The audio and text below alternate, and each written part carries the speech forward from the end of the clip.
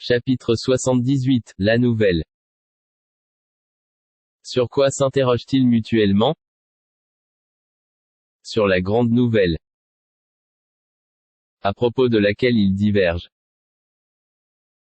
Eh bien non, ils sauront bientôt. Encore une fois, non. Ils sauront bientôt. N'avons-nous pas fait de la terre une couche? Et, placé, les montagnes comme des piquets? Nous vous avons créé en couple.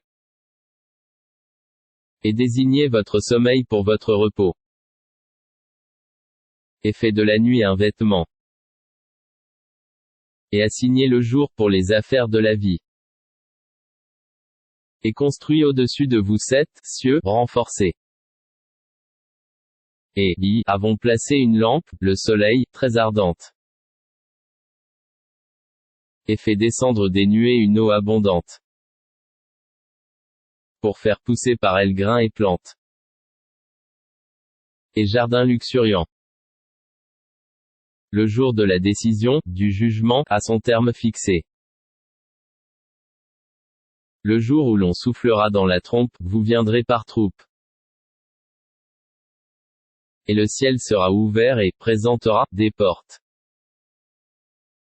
Et les montagnes seront mises en marche et deviendront un mirage. L'enfer demeure aux aguets. Refuge pour les transgresseurs. Ils y demeureront pendant des siècles successifs. Ils n'y goûteront ni fraîcheur ni breuvage. Hormis une eau bouillante et impue. Comme rétribution équitable. Car ils ne s'attendaient pas à rendre compte.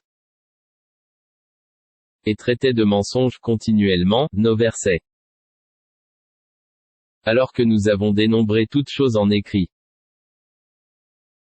Goûtez donc, nous n'augmenterons pour vous que le châtiment. Pour les pieux ce sera une réussite. Jardins et vignes. Et des belles, vos seins arrondis, d'une égale jeunesse. Et coupes débordantes. Ils n'y entendront ni futilité ni mensonge. À titre de récompense de ton Seigneur et à titre de don abondant. Du Seigneur des cieux et de la terre et de ce qui existe entre eux, le tout miséricordieux, il n'ose nullement lui adresser la parole. Le jour où l'Esprit et les anges se dresseront en rang, nul ne saura parler, sauf celui à qui le tout miséricordieux aura accordé la permission, et qui dira la vérité. Ce jour-là est inéluctable, que celui qui veut prenne donc refuge auprès de son Seigneur. Nous vous avons averti d'un châtiment bien proche, le jour où l'homme verra ce que ses deux mains ont préparé, et l'infidèle dira, hélas pour moi. Comme j'aurais aimé n'être que poussière.